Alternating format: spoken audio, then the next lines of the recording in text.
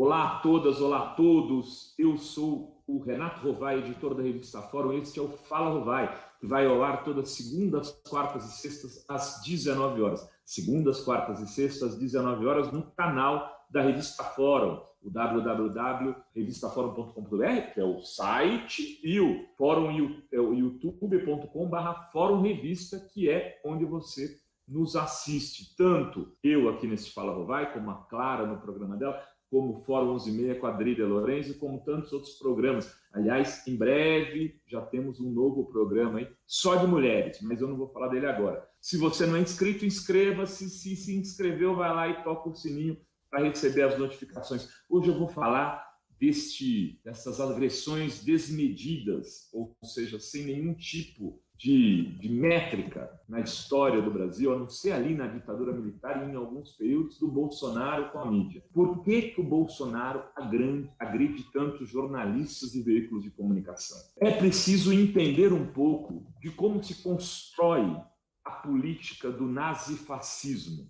É isso mesmo, nazifascismo, não dá para falar de outro jeito. Para entender o bolsonarismo, é preciso estudar governos nazifascistas, como eles se comportaram na história da humanidade. Uma das características desses governos é, num primeiro momento, desacreditar a mídia, guerrear contra os veículos de comunicação. Num segundo momento, censurá-los. Num terceiro momento, construir veículos do Estado vinculados à sua política governamental para operar um espaço de propaganda, para fazer da comunicação, dos instrumentos de informação, máquinas propagandísticas. Foi isso que o Goebbels fez na Alemanha nazista. É assim que o Mussolini realizou e ampliou os seus poderes na Itália daquele período. É assim, de alguma maneira, que outros governos estão fazendo, por exemplo, na Hungria, por exemplo, na Polônia, outros governos de extrema-direita. Na lógica do nazifascismo, a primeira coisa que você tem que fazer é criar uma política do nós e eles. Aliás, tem um livro muito interessante, eu já falei dele, mas vou mostrar aqui de novo para vocês, que é Como Funciona o Fascismo.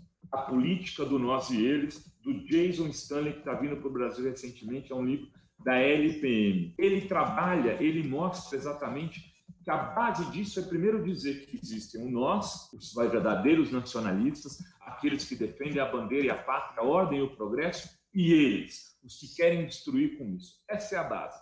E isso vai sendo construído também na dinâmica da informação e na comunicação. Então vocês vão ter o seguinte: a imprensa, ou parte dela, ou boa parte dela, passa a ser eles, os adversários. Eles querem nos enganar. E existe uma outra verdade que não é divulgada, a verdade verdadeira, a verdade soberana, a verdade do mito, a verdade do czar, a verdade do Heil Hitler. É essa a verdade que está sendo escondida por alguns setores. Então, atacar a imprensa e jornalistas é parte dessa estratégia, diferenciar entre nós e eles. Não são todos, são alguns, é a maioria. São aqueles que que não querem que o país avance para aquele lugar que a liderança maior está querendo levá-lo. Então, faz esse ataque e, ao invés de discutir a mensagem, debate o mensageiro. Por exemplo, nesse caso do PIB. O PIB não cresceu como se esperava. Mais do que isso, o PIB do primeiro ano do governo Bolsonaro é pior que os PIBs entregues pelo governo Temer. Ou seja, não há motivo algum para dizer que o problema é da Dilma ou do Lula. O Lula saiu faz 10 anos, a Dilma há mais de 3, 4 anos. Não dá para dizer que esse PIB de hoje tem mais a ver com aquele do que com os dos anos anteriores. Sendo que no governo Temer se fez a reforma trabalhista, sendo que no governo Bolsonaro se fez a reforma da Previdência. E uma das coisas que travavam o crescimento do PIB era o quê? As reformas. Mas agora precisa de mais reformas, sendo que já se privatizou boa parte das empresas que eles queriam ou se destruíram com essas, sendo que o governo já não investe mais recursos. O próprio governo brasileiro tem informado que investiu menos 2,25% do PIB neste ano que passou. Então ele tem feito menos esforços para que o PIB cresça. Era isso que eles achavam que ia render frutos. Mas a mensagem não interessa. interessa destruir o mensageiro. No nazifascismo, você briga com o mensageiro e não com a mensagem. Uma das táticas, então, é essa, a de dividir os veículos de imprensa. Não são todos ruins. A Record, por exemplo, não é. O Bolsonaro falou isso num programa recente, uma live recente dele. A Record não, a CNN está falando que vem aí para fazer coisa boa. Por quê? Porque no dia 15 é que eles vão lançar a CNN, quando as manifestações a favor do fechamento do Congresso e do Supremo Tribunal Federal. A Record não é boa. E o Carioca, sim. O Carioca é um cara que fala as coisas certas, o humorista, o palhaço, que foi lá oferecer banana para jornalistas. Então, você vai dividindo e vai transformando uns em bons e outros em maus.